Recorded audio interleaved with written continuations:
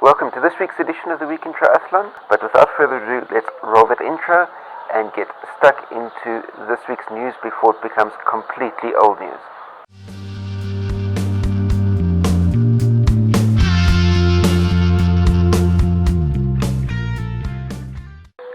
The main news of the week is that this weekend marks the first time that the BROWNLEE Brothers will both be lining up for a World Triathlon Series race since London last year. The fact that both brothers are competing indicates that both Alistair and Jonathan have managed to put their injury worries completely behind them.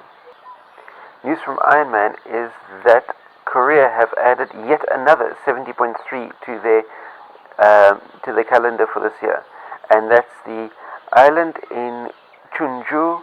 It was the 70.3 Chunju is set to take place on Sunday the 14th of August. Then, looking back as far as last weekend's Ironman competitions are concerned, there were two Ironmans that took place. The first of which was Oceanside in California, ladies race won by Heather Wurtel of Canada, and Lionel Sanders, also of Canada, picked up the men's title. While on Sunday, the 3rd of April, there was a 70.3 in Puruchaja, Malaysia, and you had Radka Vodikova of the Czech Republic picking up the ladies' title, while Craig Alexander of Australia won for the men's. This coming weekend in the world of Ironman, there are 5 events to be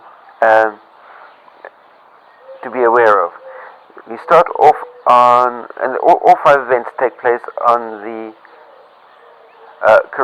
4 events. All 4 events take place on Sunday the 10th of April. We start off with the Ironman 70.3 Florida, that's in the USA, the Ironman African Championship that takes place in Nelson Mandela Bay in South Africa. You've got a 70.3 Texas, and Ironman 70.3 South American Championship that takes place in Palmas in Brazil. And tune in next week to the Week in Triathlon to be getting the race results as far as all 4 of those events are concerned. Now we move on to the world of the Challenge family, and yet another week has gone by with absolutely 0 updates on the Challenge family's website. So which means that there's no news as far as Challenge family athletes are concerned, there's no news as far as any new Challenge family events coming up are concerned, and there isn't even a race report on the Half Challenge Amazonia in Brazil that took place 3 weeks ago. No results, no race report available as yet. So come on, Challenge family, get some news flowing, get some activity flowing on your website, and rekindle demand and rekindle interest in your brand before you lose too much market share to Ironman and other brands. Now we move into the world of Xterra, and general Xterra news is that the Xterra USA and US Pro Series champion Emma Garrard of Park City, Utah, is up for a Governor's State Sports Award this year. So let's all root out there for Emma and make sure that she brings home the award and brings more attention of more mainstream media to the super exciting sport of Xterra Triathlon. As far as last weekend is concerned, there was the first race of the Xterra Europe Series, and that took place in Malta. And Xterra Malta was won by Brigitte Poor on the ladies' side, and Brigitte's from Hungary, while Roger Serrano of Spain brought home the title for the men. Bearing in mind, Brigitte finished runner-up in the Europe Tour Series last year, and Roger is the reigning Xterra Europe Tour Series champion. So great results for both of those athletes, and we wish them a season that goes from strength to strength across the European season this year. As far as look ahead to next weekend, there are 0 Xterra events on the calendar for next weekend, so it's only in a fortnight's time when the Xterra athletes will start duking it out once again. Onto the ITU. The major news dominating the ITU at the moment is the ITU, the second round of the World Series Triathlon that is due to be taking place on the Gold Coast, and that's in Australia. And as I mentioned earlier, both BROWNLEE Brothers will be lining up there. Mario Mola, who won in Abu Dhabi, is going to be there. Richard Murray, who finished second in Abu Dhabi and won last week's ITU World Cup event, will be lining up as well. So it looks to be a super exciting race on the men's side, and Gwen Jorgensen, who won last week's World Cup event, will be making her World Triathlon Series debut this week, and last week's race took Gwen to, I think it's 8 wins from her last 8 starts, so she's definitely the athlete to beat there.